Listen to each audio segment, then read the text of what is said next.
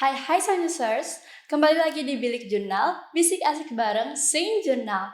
Nah teman-teman semuanya pasti udah tonton episode sebelumnya kan? Nah episode kali ini nggak kalah seru dengan episode sebelumnya karena kita akan ngebahas topik tentang sampah.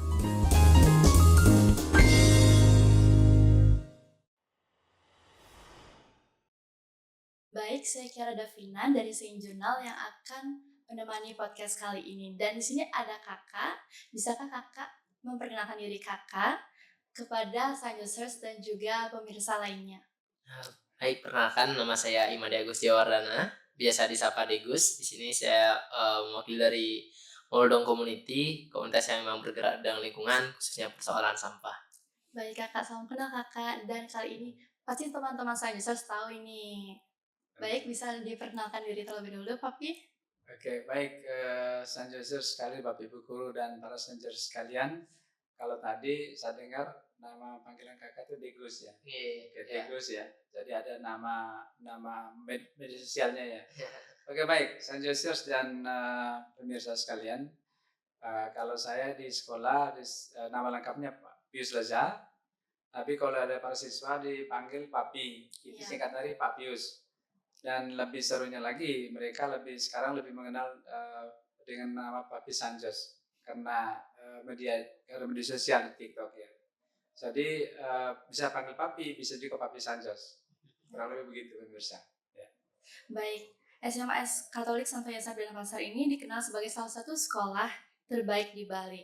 Nah, menurut Papi, bagaimana seberapa penting pengolahan sampah untuk diterapkan sejak di lingkungan sekolah ini? Oke, kalau pertanyaannya seberapa penting, justru begini, kita harus mulai dengan konsep. Sekolah itu kan tempat sekolah. Tempat sekolah, orang berpikiran di sekolah itu adalah tempatnya buku, tempatnya para siswa berinteraksi, dan semua di mindsetnya kita dan masyarakat itu adalah tempat yang bersih, rapi, dan higienis kan gitu kurang lebih. Tetapi tiba-tiba kalau kita bicara soal sampah, itu sudah mindset kita sudah berubah. Apa di sekolah ada sampah? Pasti ada sampah. Nah, kenapa ada sampah? Karena ada aktivitas kita makan minum di sana. Ada berkegiatan apa saja, pasti ada sampah. Nah, mengapa penting sebuah institusi mengelola sampah? Kalau menurut saya, jangankan sekolah, pemerintah membuat regulasi-regulasi apapun untuk membuat suatu institusi atau tempat itu menjadi tempat yang aman, bersih, dan rapi kan gitu. Maka menurut Papi sangat penting sekolah mengatur mekanisme tentang sampah. Jadi kalau pertanyaan seberapa penting ya sangat penting. Ya, nanti kita lihat bagaimana mekanismenya akan kita atur sesuai dengan sistem yang ada di sekolah. Berarti sangat pentingnya untuk mengajak siswa atau para Sanjosers ini sadar terhadap lingkungan sekolah ya Papi? Ya betul, kalau bicara soal lingkungan kan lingkungan belajar. Tetapi di luar lingkungan belajar kita ada makan, minum dan lain sebagainya. Ketika ada terlibat dengan proses makan minum maka ada proses sampah di sana. Bagaimana makan, sesudah makan, bagaimana mengelola sampah, membuang di mana dan lain sebagainya, itu sekolah sudah mengatur regulasinya. Nah, dan kita lihat sekolah sudah memiliki tempat-tempat sampah ya yang sudah dikasih warna-warni kan. Nah, tapi apakah Sanjosers dan Bapak Ibu Guru tahu apa warna-warni? Nah, itu yang serunya. Harus kita akan sosialisasikan terus apa artinya warna, mengapa ada warna ini, sampah apa, warna ini sampah apa dan lain sebagainya. Ya, kurang lebih begitu. Baik, Papi.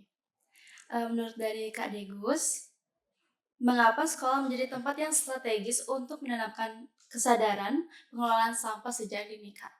Baik, perihal membahas sampah ya. Sampah itu bisa didefinisikan sebagai hasil sisa dari aktivitas manusia kita, dan khususnya untuk di sekolah itu sisa-sisa mulai dari mengajar ataupun konsumsi makanan dan yang lainnya. Nah, dari sisa-sisa tersebut itu akan bisa kita tempatkan di mana seperti disampaikan oleh Papi juga. Dan akan diapakan itu sebenarnya yang akan menjadi sebuah persoalan. Dan hari ini pun jadi obrolan di publik yang sangat hangat tentang bagaimana nanti sampah ini seperti itu. Dan berbicara sampah itu akan sangat berkaitan dengan sebuah kebiasaan, karakter. Kembali ketika kita di sini ditugaskan untuk memisahkan sampah, hal paling sederhananya, karena sampah itu adalah persoalan dari hulu sampai hilir. Hulu yang dimaksud itu dari manusianya dan di hilir tempat pengolahannya. Nah, ketika dari hulunya itu sudah bisa menempatkan pada tempatnya, hal tersebut secara berulang dan dilakukan secara konsisten itu akan sangat berdampak pada hilirnya. Dalam artian akan mempermudah pengolahan di akhir. Akan tetapi ketika di sini sebuah institusi ataupun sekolah yang memang memiliki sebuah himbauan, peraturan dan yang lainnya, apakah itu bisa dilakukan? Saya rasa sangat bisa dilakukan sekali. Akan tetapi PR-nya adalah bagaimana melakukan ini berkali-kali seperti itu. Mulai dari hari pertama sampai terakhir dia selesai sekolah. Nah, ketika sudah selama berapa tahun dia di sekolah bisa melakukan hal tersebut, itu akan menjadi sebuah kebiasaan. Nah, disinilah pentingnya sekolah sebagai pendidikan sejak dini seperti itu. Bahkan berapa jam sih yang dihabiskan waktu di sekolah, secara tidak langsung hal tersebut akan membentuk karakter itu. Ketika di sekolahnya sudah ditata dengan benar, mulai dari dimana mereka tahu pentingnya mengelola sampah, mulai dari menempat hal sederhana. Ketika tidak ada tempat sampah pun, bagaimana dia akan melakukan sebuah tindakan seperti itu. Apakah ditempatkan di sana langsung atau dia punya kebiasaan untuk menempatkan pada di kantong disimpan seperti itu. Nah, hal itu kembali menjadi sebuah kebiasaan, bagaimana dia dilatih seperti itu. Nah, jadi peran sekolah itu sangat penting sebagai rumah kedua, dan di sana adalah tempat pembentukan karakter dari seseorang insan manusianya. Berarti penerapannya harus konsisten gitu ya Kak ya? Konsisten. Baik. Untuk kebijakan dari sekolah telah menerapkan kebijakan penggunaan tumbler nih Papi. Betul. Lalu juga kita udah tidak menjual minuman kemasan dan juga penggunaan alat makan sendiri. Nah, apa sih latar belakang dan tujuan utama dari kebijakan tersebut? Oke, ini triggernya mengapa kita kemudian menghimbau hampir setiap pagi ya, siswa harus membawa tumbler, membawa makanan, tempat makanan sendiri, dan kita ke kantin tidak boleh menjual begini-begini. Latar belakang yang pertama adalah himbauan pemerintah dari pemerintah lokal, dari gubernur, bahwa kita akan mengurangi sampah yang berbahan plastik dan sampah-sampah jenis lain yang dalam jumlah yang besar. Nah, ketika kita tidak memiliki tempat pembuangan sampah yang maksimal, yang mumpuni, maka sementara di sisi lain produksi sampah ini kan bukan berkurang, dia terus bertambah. Semakin banyak kita mengkonsumsi, maka sebanyak-banyak pula sampah yang dihasilkan. Sementara tempat pembuangan air kita tidak memiliki atau tidak maksimal. Nah, kekhawatiran itu menjadi trigger, menjadi cikal bakal kita membuat kebijakan. Nah, caranya yang dibuat sekolah adalah kita lihat setiap hari siswa menghasilkan sampah jenis apa sih? Nah, yang dia makan adalah mungkin makan nasi bungkus.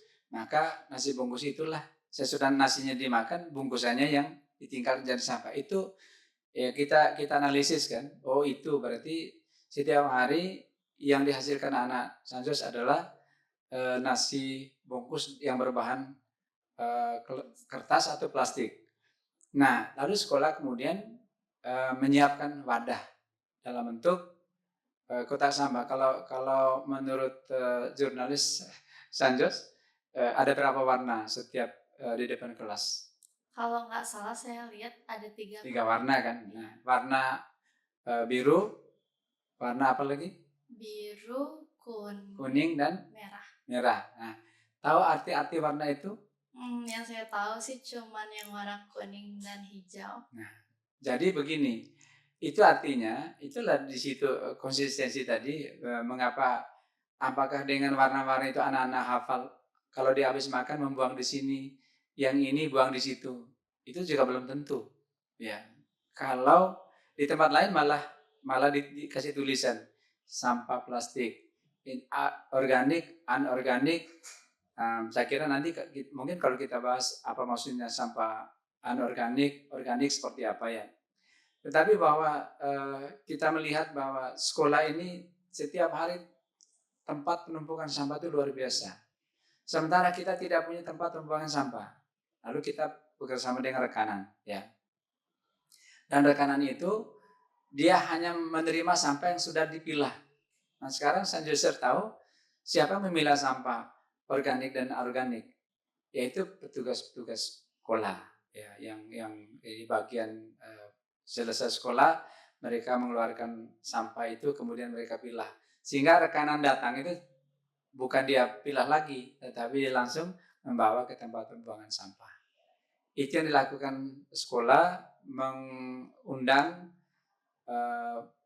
San Jose untuk membawa tumbler. Karena tumbler kalau dia pakai dia bawa pulang. Setiap hari sepanjang dia sekolah itu yang dia pakai. Tempat makan juga sama, ya. Tempat makan dia bawa dari rumah, dia sampai di sekolah dia makan, dia bawa pulang. Kalaupun dia makan di kantin, ya kita juga usahakan di kantin tidak menjual makanan yang menggunakan plastik dan sejenisnya. Plus kita melarang juga kantin untuk menjual minuman kemasan yang berbahan botol plastik. Itu sudah kita minta kepada pihak kantin untuk tidak melakukannya. Mereka hanya menyiapkan galon sehingga bisa isi ulang karena anak-anak membawa tumbler, dan makanan yang juga tidak berbahan plastik. Apabila anak-anak membawa makan sendiri aman, tapi kalau ketika orang tua tidak menyiapkan makanan, maka kantin kita himbau supaya menjual makanan yang tidak berbahan seperti yang kita larang. Dan itu sudah sedang berjalan. Dan kita akan remind setiap hari menjadi karakternya para San Josers. Kurang lebih begitu. Iya. Tapi Kiara juga punya pengalaman sih, Papi. Kiara kan bawa tumbler setiap hari. Ya. Dan Kiara juga membeli air di kantin dan itu sudah isi ulang gitu. Dan ternyata lebih lebih murah gitu, Papi, kalau kita beli yang plastik harganya 5.000. Sedangkan kalau kita isi ulang itu harganya lebih murah, 3.000. Iya, betul. Ya, lebih menghemat uang jajan lah. Hemat uang, dan kita juga turut membantu pemerintah untuk mengurus sampah kan gitu. Ya, itu luar biasa. Dari kebijakan tersebut, bagaimana proses awalnya, Papi, dan apakah ada sosialisasi yang diberikan kepada siswa dan siswi dan juga para guru-guru di sekolah? Oke, baik. Mungkin ketika di pagi hari melalui pengumuman di sound sekolah, ya, di speaker, Papi selalu atas dasar instruksi dari sekolah, dari pimpinan, bahwa tolong sebelum kita mengeluarkan peraturan resmi tertulis, tolong dihimbau setiap pagi untuk anak-anak membawa tumbler dan makanan, membawa tempat makan sendiri berdasarkan surat edaran dari pemerintah, ya. Dan kemudian di samping itu sosialisasi kita juga bukan kepada siswa, juga kepada kantin penyedia makanan untuk menjual makanan-makanan yang tidak berbahan ini yang membahayakan kesehatan dan selalu dikontrol oleh pihak kesehatan yang bekerjasama dengan sekolah, dengan para dokter. Ya. Baik, Papi. Dari kebijakan tersebut, bagaimana tanggapan para siswa dan juga warga sekolah terhadap kebijakan ini, dan bagaimana kondisinya sekarang, Papi? Kalau tanggapan siswa, ya kita melihat movement setiap hari ketika siswa datang, kita sudah bisa melihat dari pintu gerbang, di samping membawa tas, ada juga membawa tumbler. Mungkin tempat makan dia taruh di dalam tas, ya, di dalam tas. Tetapi bahwa yang bisa kelihatan adalah dia membawa tumbler. Dan yang berikut untuk Bapak Ibu guru juga sama. Jadi sekarang ketika kita ada break time, ketika kita dikasih snack misalnya, sekarang tidak lagi disertai dengan botol minuman. Kalau dulu masih, sekarang tidak lagi. Artinya Bapak Ibu guru ketika mau kegiatan workshop atau apapun dihimbau untuk membawa tumbler sendiri. Itu juga salah satu efek dari kebijakan tentang sampah. Itu saja. Berarti semua menerapkan itu ya, Papi, ya? Bukan saja. Tidak mungkin 100%. tetapi kita menuju 100%. Nah itu tadi kita harus sosialisasi dan konsistensi harus kita perjuangkan. Karena sekolah San Jose ini sekolah karakter. Tadi lebih kita tekankan ke karakternya, ya. Dan saya yakin bisa. Mungkin tidak 1-2 bulan, 2, 3, 4, 1 tahun pasti akan berhasil, pasti. Ya. Baik, kira-kira tantangan apa yang paling sering dihadapi dalam menjaga konsistensi kebijakan ramah lingkungan tersebut, Papi? Oke, kalau soal tantangan begini, ini kembali ke pribadi putra putri San Jose atau San Josers ya. Dan kalau kembali ke putra putri San Josers itu kita harus koneksi dengan rumah, dengan orang tua. Kalau orang tua kemudian mendengarkan himbauan kepada putra putrinya bahwa makan sendiri, makan lebih sehat kalau bawa makan sendiri. Yang berikut tidak membawa makanan berplastik. Contoh ya. Tapi kalau misalnya ketika putra putrinya menyampaikan kepada orang tua menyadari itu, pasti tantangannya gampang kita sih. Tapi kalau misalnya orang tua, aduh silakan urus sendiri, atur saja. Nah, siswa-siswi atau San Josers ini kan dia mencari jalan yang lebih, pokoknya saya tidak mau ribet. Beli aja makan di mana, bawa ke sekolah. Nah, tantangannya itu adalah ya kembali ke pribadi masing-masing San Josers para siswa. Kalau dia mulai menata hidupnya tentang bagaimana memanage dirinya dan memanage sampah, maka saya kira dia membantu diri juga membantu sekolah, institusi tempat di mana sekolah itu bukan tanda kutip bukan tempat untuk menaruh sampah. Sampah pasti ada, tetapi bukan kita menaruh semua sampah kita tuh di sekolah. Gitu saja. Baik, berarti menurut kesadaran masing-masing aja ya, Pak? Iya, betul. Kesadaran masing-masing. Menurut Kakak Degus, seberapa efektif sih kebijakan pengurangan sampah seperti penggunaan tumbler dan juga alat makan sendiri diterapkan di sekolah?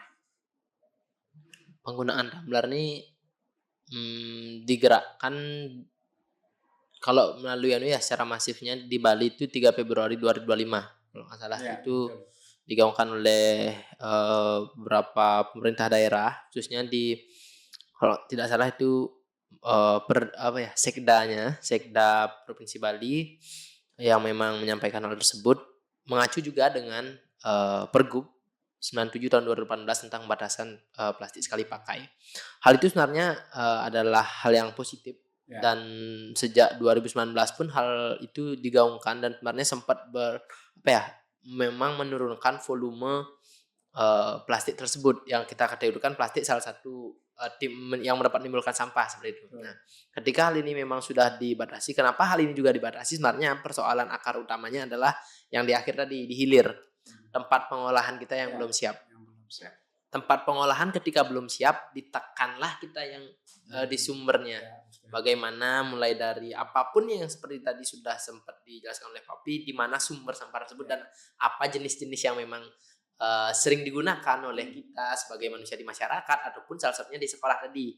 Nah, kalau tadi mencakup tentang sekolah itu sangat luar biasa dengan menganalisis jenis-jenis apa yang menimbulkan sampah itu ditekan dan juga salah satunya ternyata botol, mungkin di salah satunya penggunaan tumbler. Terus makanan sudah menggunakan snack, silah. Nah, akan tetapi seperti yang disampaikan tadi belum ada 100% juga kita semua pasti akan menghasilkan sampah. Ketika masih ada manusia, pasti akan tetap ada sampahnya. Tantangannya adalah sebenarnya bagaimana kita menyediakan tempat pengolahan. Nah, ini sebenarnya di tatanan yang lebih tinggi yang memang menyiapkan bagaimana tempat pengolahan. Tapi yang bisa dilakukan sekolah selalu seperti tadi, setiap hari mensounding, dikasih ingatan. Karena membentuk sebuah kebiasaan itu tidak 1 hari, 2 hari, 1 bulan pun memang nggak cukup. Terlebih kerjasama dengan orang tua ataupun lingkungannya nanti ketika dia keluar sekolah, lingkungannya baik di tongkrongan lah ataupun di rumah ya lebih seringnya terus. Bagaimana lingkungannya di sana ketika kerjasama apa yang menjadi sebuah kebijakan di atas di tangan pemerintah, mulai juga di sekolah didukung dan juga di masyarakat, di keluarganya juga menyambut gayung tersebut, itu akan menjadi hal yang memang mendukung pembentukan kebiasaan. Nah, hal sederhana contoh, Kiara di sekolah udah di sounding nih, diingetin untuk pakai tumbler dan yang lainnya. Tapi ketika nongkrong tempat ngopi, mana sih yang pakai tumbler untuk hari ini di Bali dah. Dan seberapa kalau memang ada pun berapa sih persentase dan gimana habits yang dibentuknya. Habits yang dibentuk pun sebuah kebiasaannya itu akan berbeda juga. Jadi di sini wajib, di sini kok enggak. Itu akan menjadi sebuah dilema dalam diri yang menyebabkan mana nih yang tak pakai. Terlebih nanti kalau orang tuanya nah itu sangat gitu atau jangan itu dipermasalahkan gitu. Terus juga ntar intinya kita buang sampah pada tempatnya. Oke, kita akan buang sampah pada tempatnya, itu hal yang bagus. Tapi jika kita tingkatkan lagi ilmu kita bagaimana tingkat pengurangannya, kalau emang reduce tersebut bisa dilakukan, volume sampah itu akan semakin menurun seperti itu. Kembali sebenarnya tantangan kita di Bali hari ini, di Indonesia juga adalah tempat pengolahannya. Tapi tempat pengolahan itu akan bisa beriringan berjalan ketika sudah ada pemilahan. Pemilahannya dilakukan ketika sudah teredukasi. Nah, sounding ini akan sangat perlu dibutuhkan, dan bagaimana aturan himbauan kewajiban di setiap wilayah untuk memang tertib memilah itu sangat penting. Bayangkan berapa ratus atau berapa ribu sih siswa di sini seandainya nanti menggabungkan sampah itu nanti di tempat pengolah yang harusnya menjadi tempat pengolahan tersebut memisahkan, kan sangat menyita waktu itu dan tenaga, akan kos biaya. Di sinilah pentingnya peran pemilahan sampah tersebut gitu. Jadi saling membantu untuk kita orientasi lah. Sekarang masalah sampah ini masalah bersama. Jadi mulai dari orang yang mengolah, orang yang memilah di awal itu semua berbareng-bareng gitu. Untuk membantu bagaimana kalau kita perannya di masyarakat itu memilah, pihak yang berwenang untuk mengolah ini harus benar menyediakan tempat pengolahan juga gitu. Karena ketika tempat pengolahan ini tidak tersedia, pemilahan itu bisa berkurang loh. Sering juga ada case-nya seperti itu, Pi. Karena udah jugaan nanti contoh nih di satu tempat harus ada nggak ada tempat pengolahan, sehingga yang mengangkut sudah tahu nanti digabung di depan orang yang memilah itu digabung. Jadi orang yang memilah tuh lah kok digabung? Ngapain sih repot-repot? Kita pinginnya simple cepat, tapi menyusahkan orang lain. Ya betul. Jadi kalau kami sih selalu mensounding tetap bergerak di edukasi untuk pemisahan sampah, bagaimana kayak tadi juga penting jenis-jenis sampahnya apa aja sih gitu. Supaya nanti bisa lebih mudah diolah, karena sampah itu bisa kita anggap selesai ataupun mendekati selesai ketika sudah ada pengolahan, dan pengolahan bisa dilakukan kalau sudah ada pemisahan, dan pemisahan itu perlu edukasi dan pembangunan kebiasaan yang harus konsisten dilakukan seperti itu. Berarti semua harus bekerja sama gitu ya, kayak untuk meminimalisir penggunaan plastik. Betul, mulai dari kalau sekarang ada istilah pengelolaan sampah berbasis sumber. Nah itu, jadi dari sumber ini, kalau istilah tadi itu hulu ya. Ya, di hulu. Hulu ya. Kalau sudah pemisahan sesuai dengan apa yang pemerintah inginkan atau pengambil kebijakan inginkan, kalau dari hulu ini sudah nyaman, sudah bisa, tinggal angkut, di endingnya kan tinggal eksekusi. Tapi kalau di sini di hulunya ini tidak berbasis sumber tadi atau tidak dipilah, nah ini membuat kemudian saya juga malas, buang saja. Nah di ujungnya itu yang juga bermasalah. Di sana juga harus tetap berimbang, keduanya berjalan. Betul. Ya. Baik. Lalu pertanyaan selanjutnya, kesalahan apa yang paling sering terjadi dalam pengelolaan sampah di sekolah meskipun kebijakan sudah berjalan, Kak? Yang pertama tadi tantangannya itu bagaimana di rumah dan juga di sekolah. Itu adalah pembentukan karakter yang harus memang nyambung ataupun mendekati sama lah itu. Karena ketika pendidikan karakter di sekolah udah dibentuk seberapapun, nanti jika waktunya di rumah dia lebih banyak ketemu keluarga dan dilihat keluarga adalah contohnya orang tuanya, itu akan sangat penting. Begitupun juga di sekolah, ketika siswanya anggapannya pengen bangun kebiasaan, secara tidak langsung ada tanggung jawab lebih pada guru yang harus memberikan contoh seperti itu. Jadi ketika gurunya ada secara nggak langsung nggak perlu nih edukasi karena udah mencontohkan. Anggapannya kita anak kecil lah gitu, anak kecil yang memang kalau dikasih tahu tuh memang sulit, tapi kalau udah dikasih contoh langsung dan ngerekam gini caranya maksudnya itu. Secara nggak langsung memang ada tanggung jawab lebih pada setiap institusi, khususnya yang lebih memiliki wewenang di atasnya itu harus mencontohkan gitu. Begitupun kalau kita kan sini kan pasti acuannya yang memberikan kebijakan salah satunya pemerintah. Kita akan jadinya sebagian besar masyarakatnya pun akan mencontoh pemerintah bagaimana pengolahannya tersebut. Sekarang udah masif tentang pengolahan sampah berbasis sumber, ada mulai dari tubuh modern, composting, maggot dan yang lainnya itu untuk organik ya. Organik udah mulai dimasifkan. Jadi hal tersebut harus terus memang dilanjutkan.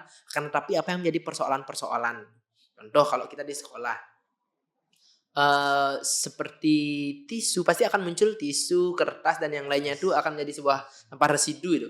Ataupun hal yang paling dekat dengan kita, pakaian kita mau dibawa kemana nih kalau udah robek ataupun memang nggak bisa dipakai. Apakah semuanya bisa dialokasikan menjadi recycle benda-benda yang lainnya itu?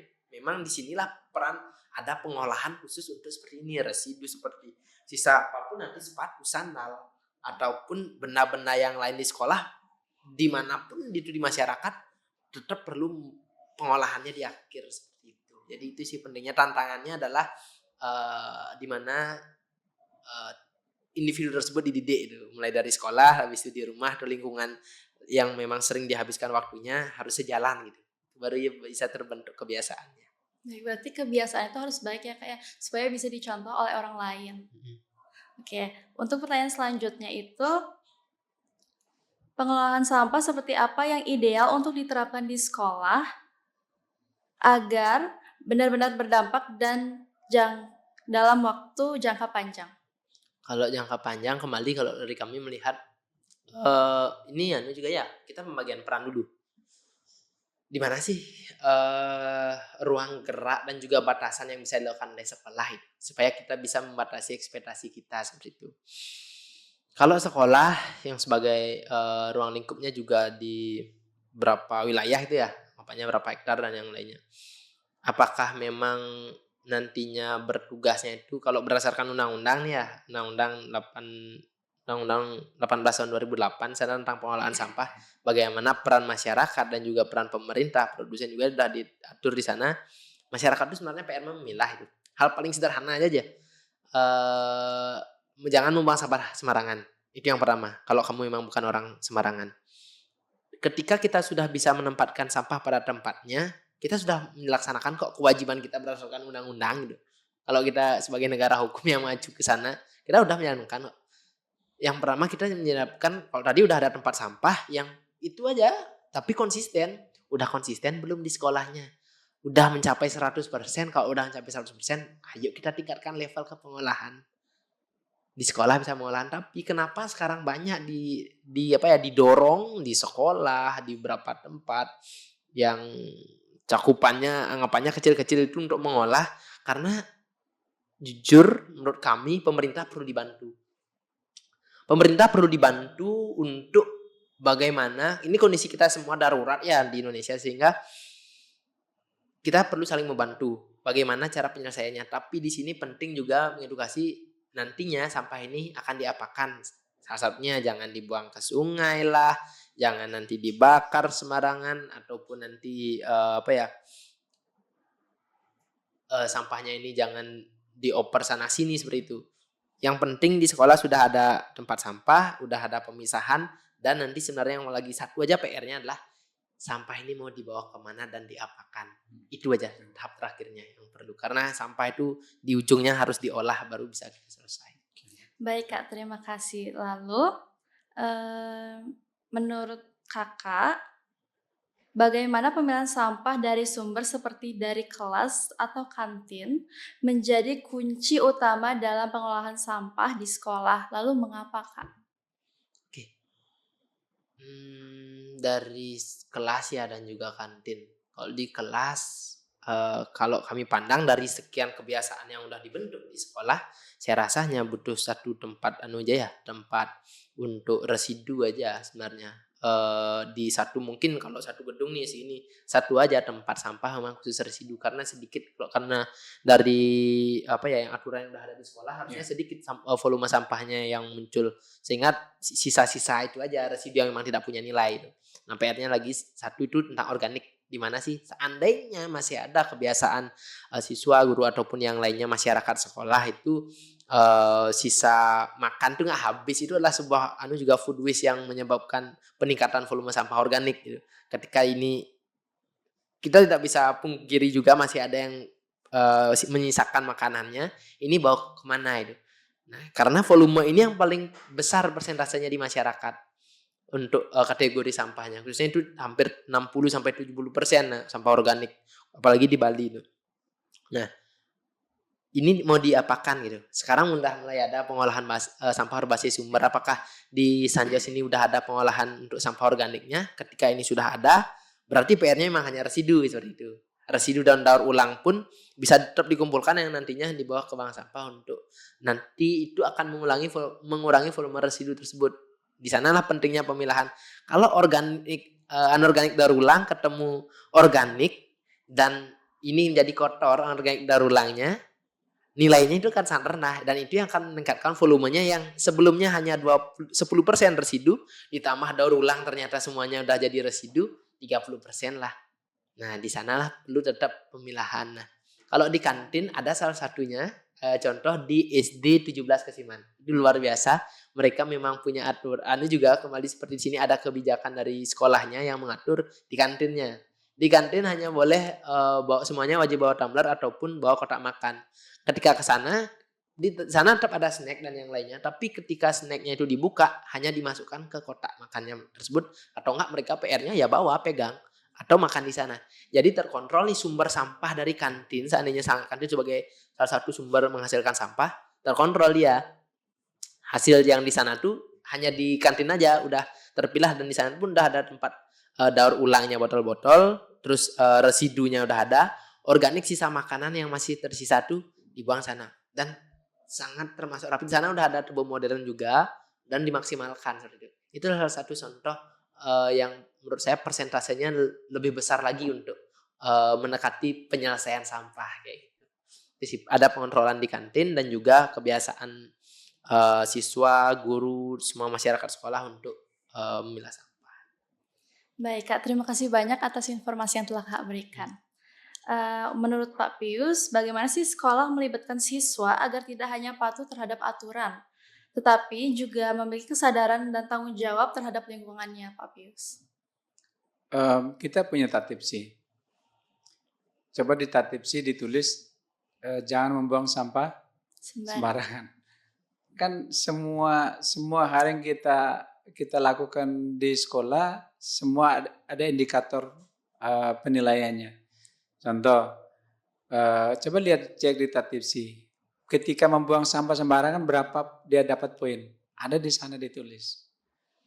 Ketika kita berada di taman merusak bunga, itu ada nggak poinnya? Ada poinnya. Jadi backup dari sistem sekolah supaya siswa itu punya berkesadaran untuk mengolah lingkungannya, semua kita atur dalam tatipsi dan semua ada konsekuensinya. Ketika melakukan membuang sampah sembarangan, maka poinnya sekian. Saya mau sambung sebenarnya tadi itu yang bahwa dari kelas sampah ditaruh kemana dan lain sebagainya. Di sekolah kita sudah memfasilitasi dengan di depan kelas semua ada tempat sampah dengan 3 pasangan itu. Nah sekarang tinggal bagaimana para Sanjosers ini memilah sampah sesuai dengan warna. Warna yang ini sampah ini, warna yang ini sampah ini. Apakah itu sudah terinternalisasi di dalam pikiran mereka tentang pemilihan sampah sesuai warna? Ya itu yang kita belum tahu. Tetapi kalau kita katakan yang warna ini harus sampah jenis ini harus ditulis menurut saya. Ya, saya beri contoh. Ketika problem sampah menjadi santer dibicarakan, saya sebagai guru juga sebagai warga masyarakat, saya di rumah sudah melakukan itu.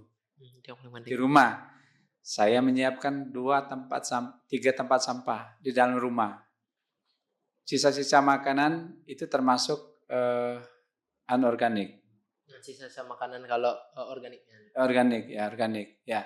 Jadi di sana juga saya taruh di sana dan kami membuatnya di rumah. Dan artinya gini, sampah-sampah yang kita buang keluar adalah sampah-sampah plastik, logam dan sejenisnya yang tidak bisa kita daur ulang. Sementara sampah yang bisa kita daur ulang, saya sebagai anggota masyarakat, kami membeli mesin penghancur eh, sampah. Jadi setiap sisa-sisa makanan, kita memotong sayur kan ada sisa-sisanya. Kita habis makan ada sisa-sisa makanan. Itu kita masuk ke dalam mesin dan dia bekerja kurang lebih 1-2 jam. Keluarnya sudah jadi pupuk kompos. Dan itu kita sudah siapkan juga tanah di sekitar rumah kita untuk saya tanamin cabai, apalagi tomat, bahan-bahan bumbu, dan itu sumber pupuknya. Dan itu sudah Papi lakukan di rumah. Ya, yang bisa saya sharingkan ya, bahwa ketika di rumah kita menerapkan itu, ketika kita di sekolah menerapkan itu, maka masalah sampah sebenarnya bisa kita atasi. Ya, dari konsistensi dan juga dari karakter yang kita bentuk berulang-ulang sepanjang tahun, kan begitu. Berarti yang perlu kita batasi adalah sampah anorganik ya Papi ya. Betul, ya. Dan sampah organik sangat bermanfaat bagi kehidupan. Seperti sisa-sisa makanan itu bisa kita olah menjadi pupuk. Menjadi pupuk, betul. Ya. Ya. Mungkin bagi pemirsa di sana, San Josers, ada alat. Kalau di rumah semua mempunyai alat yang namanya komposit, ya itu juga ya kecil. Sisa makan tinggal masukkan ke dalam dan tinggal dia olah, kita tinggal keluarkan jadi pupuk, jadi ya itu. Jadi itu ternyata bisa kita lakukan. Ya. Udah sebenarnya kalau teknologi udah mulai banyak. Ya banyak sekali. Banyak. Sesuai kebutuhan kita juga. Betul. Kondisi setiap geografis orang beda-beda, kondisi betul. ekonominya juga beda-beda. Ya, sesuaikan lah. Karena kita tidak punya tanah banyak, maka itu caranya. Ya, tapi kalau yang lain punya kan masih banyak, masih banyak caranya. Ya. Baik, menurut Kakak Degus, melihat peran generasi muda, khususnya pelajar dalam gerakan peduli lingkungan ini bagaimana Kak? Oke, kita generasi muda dalam menghadapi persoalan ini, sebenarnya kita akan pengen apa sih ke depannya ini? Harapan 20 tahun depan nih, kalau kita seandainya kita berandai-andai, kita masih hidup seperti itu, kita pengen seperti apa sih? Kalau kita masih pengen tempatnya seperti hari ini kondisinya ataupun persoalan sampah ini menjadi sebuah masalah gitu. Kalau memang dianggap sebagai sebuah masalah karena satu tidak mulai dibangunlah kepedulian manusianya dan tidak ada tempat pengolahannya, tidak ada yang mengawasi. Kembali kita bertanggung jawab atas diri sendiri aja. Bagaimana kita bisa bertanggung jawab ketika kamu udah memiliki kepedulian yang tinggi, tidak harus ada tempat sampah di depan, kamu bisa kok menyimpan itu. Ada kok dan banyak yang memang udah melakukannya itu. Dan kami di komunitas melihat, wah ternyata masyarakat kita juga sebenarnya udah peduli, kan, tapi yang menjadi PR ini sebenarnya memang tempat pengolahan. Dan ini sangat kami harapkan ada sinergitas yang memang serius gitu loh. Serius untuk menyediakan tempat pengolahan yang memang skala besar, baik ini tingkat provinsi ataupun di kabupaten, kota gitu. Dan yang bisa anak muda lakukan per hari ini adalah yang pertama, jangan buang sampah sembarangan, tempatkan sampah sesuai jenis, itu aja dulu. Dan kalau memang bisa kurangi volume-volumenya memang. Karena kita sekarang sangat didesak dengan sedikitnya tempat, lahan dan yang lainnya. Sehingga kita perlu lebih aware, peduli, dan kalau kita pengen apa ke depannya, kalau memang kita siap dengan kondisi seperti hari ini bahkan lebih buruk, ya nggak apa-apa, lakukan aja. Tapi saya harap nggak terjadi. Tapi ketika memang terjadi, itu akan menjadi serangan yang akan menyerang kita semua. Anggapannya seperti bencana besar lah. Ketika COVID, masalahnya lumayan besar, tapi ada efeknya itu adalah kebiasaan perilaku hidup bersih dan sehatnya yang waktu itu meningkat. Dan ketika memang bencana ini muncul, bencana sampah ini muncul yang sangat besar, mungkin kalau memang kita berharap tempat kita akan jadi lebih baik, kebiasaan untuk peduli lingkungan dengan buang sampah pada tempatnya dan mengurangi volume sampah serta nanti menyiapkan tempat pengolahan, itu yang akan muncul kemungkinan besar ketika memang ada bencana besar. Setiap bencana besar akan memberikan efek yang plus minusnya itu. Kita akan tersiksa dulu tapi kebiasaan kita akan mulai dibangun seperti itu. Itu sih yang menjadi tantangan anak muda sekarang, dan saya harap hal-hal paling sederhana dan juga tadi menyambung yang disampaikan Papi tadi di sekolah adalah pentingnya pengawasan. Ketika aturan ini sudah ada dan ternyata ketika ada orang yang melanggar, siapa nih yang mengawasi sebenarnya orang ini bisa dibilang melanggar? Saya lihat sini banyak CCTV-nya, bisa dipantau bagusnya seperti itu juga. Di Singapura kan banyak ketat aturannya tapi pengawasannya di sana banyak seperti itu. Dan benar-benar kasih sanksi gitu. Dan itu memang dipublikasikan. Sehingga ada efek jerah sanksi sosial yang didapatkan di sana. Sehingga ternyata saya dipanggil loh. Ntar di depan hal paling sepele aja loh, anggapan 19 tahun, 17 tahun bersekolah, berpendidikan, ternyata buang sampah tempatnya aja belum clear gitu. Itu akan menjadi sebuah sanksi bagi dia sendiri, sanksi sosialnya seperti itu.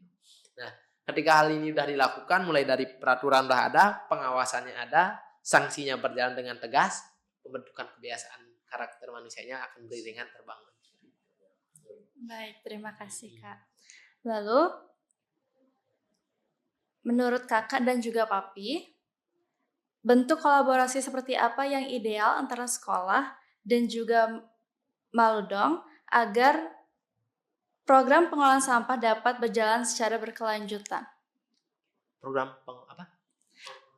Program pengolahan sampah dapat berjalan secara kolaborasi ya. Iya, Papi, benar. Kolaborasi.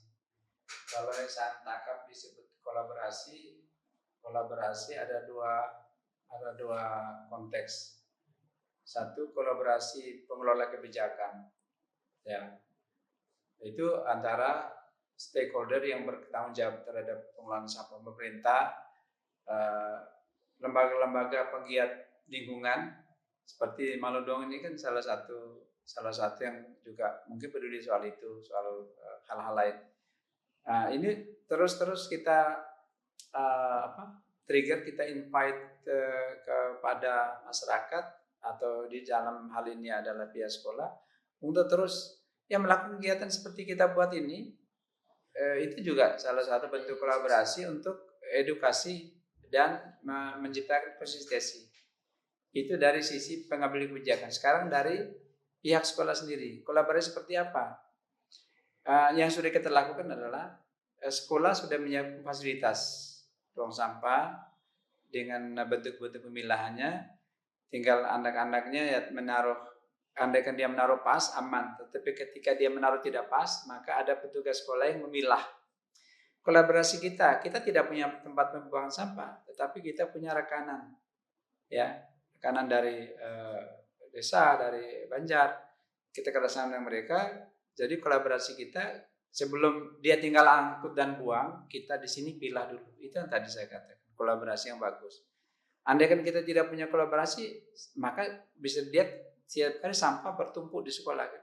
Ya. Dan setiap kali pengalaman Papi melihat minimal itu plastik sampah yang dikumpulkan oleh teman-teman di sekolah itu banyak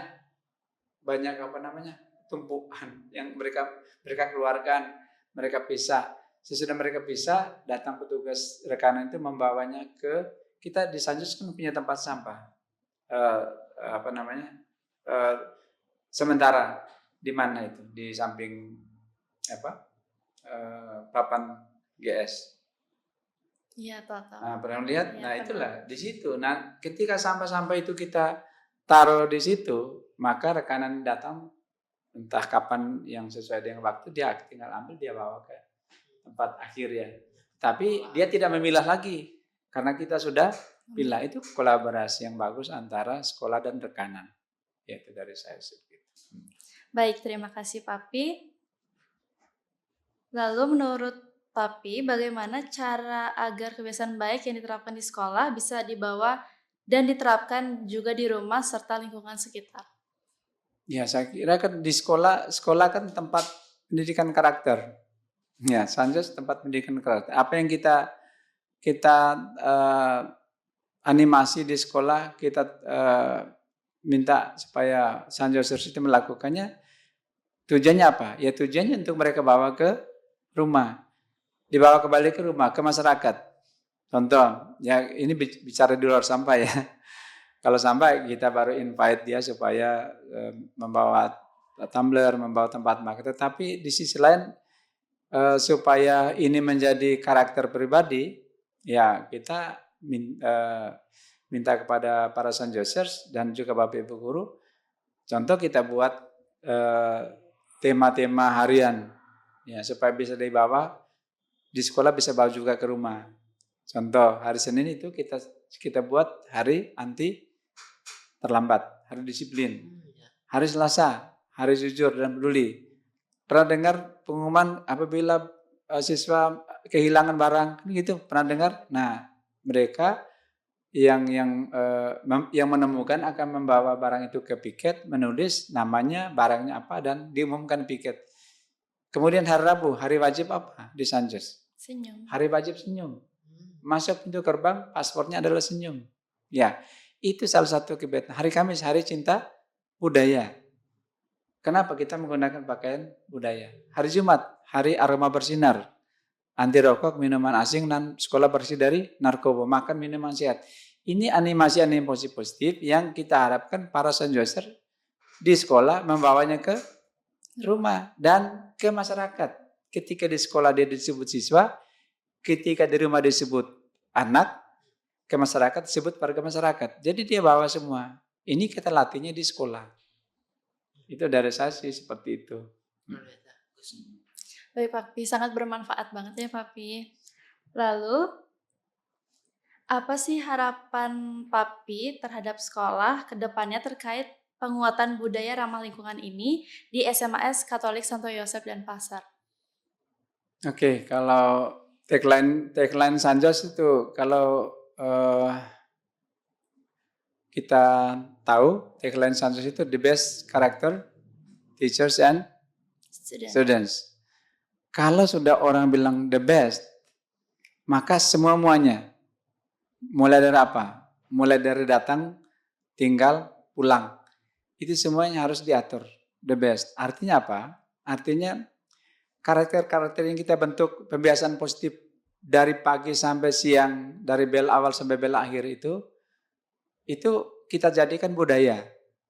Ya, di samping kita tentukan bahwa budaya akhirnya adalah tentang sampah, kebetulan tema kita tentang sampah, tetapi budaya utuhnya adalah yaitu tadi, semua hal-hal positif yang sudah kita tanamkan di Sanjos dengan tagline tadi the best character, teachers and students.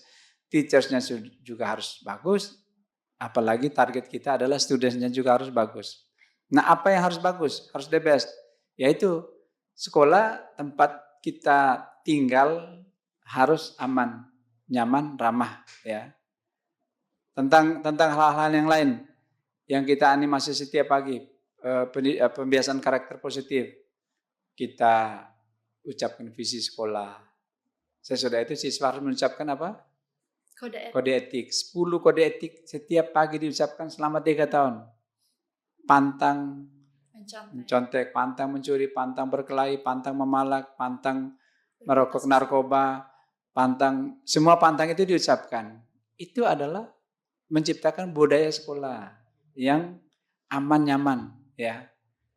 Dan saya yakin kita tanam selama 3 tahun ya, dan kita yakin tumbuh ya. Ya.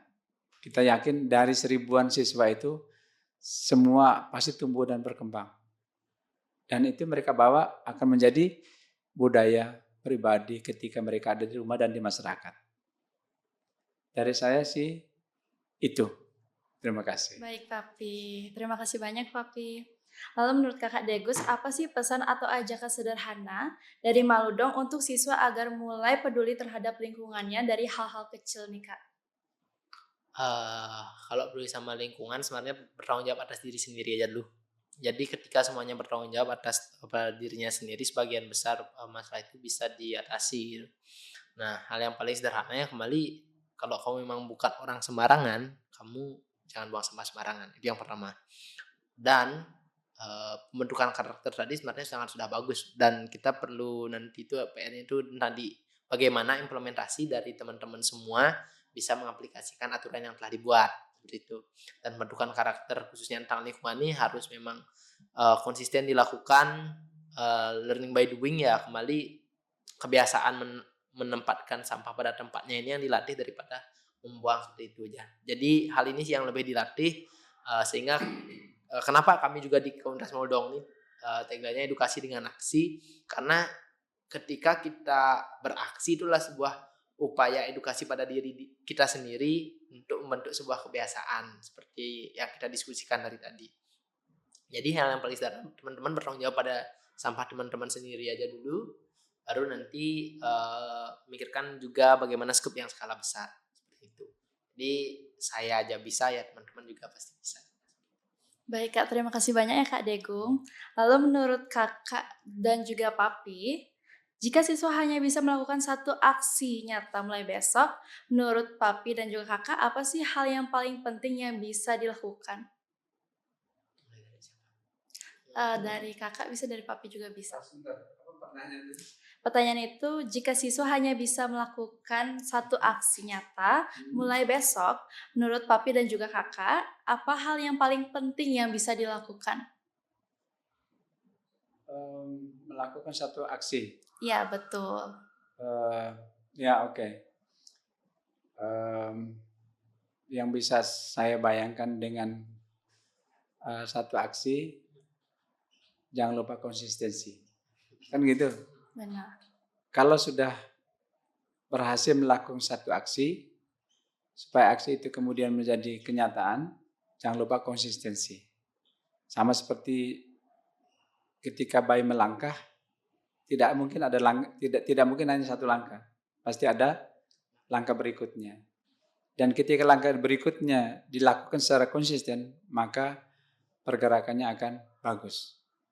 Jadi satu aksi, jangan lupa konsistensi. Baik Papi, terima kasih banyak atas pendapat yang telah Papi berikan. Lalu menurut Kakak Degung bagaimana nih Kak? Untuk mencapai sebuah konsistensi tersebut, untuk menyambung, saya sangat sepakat dengan hal tersebut karena konsistensi tersebut lah yang akan membentuk kebiasaan. Nah, bagaimana nantinya membentuk konsisten? Yang pertama, kita harus memang serius, benar-benar menganggap persoalan ini harus dilakukan begitu, sehingga ada motivasi untuk melakukannya secara terus-menerus. Dalam artian di sini harapannya juga kepada semua Sanjorsers ataupun semua pemirsa juga, mulai dari diri sendiri untuk membangun kesadaran. Melalui podcast ini semoga terbentuk sebuah kesadaran yang nantinya dapat mengubah kebiasaan teman-teman untuk lebih peduli. Nah, ketika sudah mulai lebih peduli, ada aksi-aksi nyata yang terus dilakukan secara konsisten. Nah, itulah yang akan nantinya akan memberikan perubahan yang bisa kita lihat nanti. Bukan sekarang banget langsung muncul perubahannya, tapi kita harus nikmati proses tersebut dalam perjalanannya. Baik, terima kasih Kak Degung dan juga Papi. Semoga setelah terjawabnya pertanyaan ini, semoga bisa menginspirasi para Sanjosers untuk mengelola sampah dengan baik. Terima kasih telah hadir di sini. Baik, terima kasih banyak. Oke, terima kasih kepada Sanjosers. Jangan lupa untuk menjaga sekolah tetap asri dan nyaman untuk kita belajar, tinggal. Jadi itu saja. Jangan lupa untuk menjaga sekolah. Terima kasih.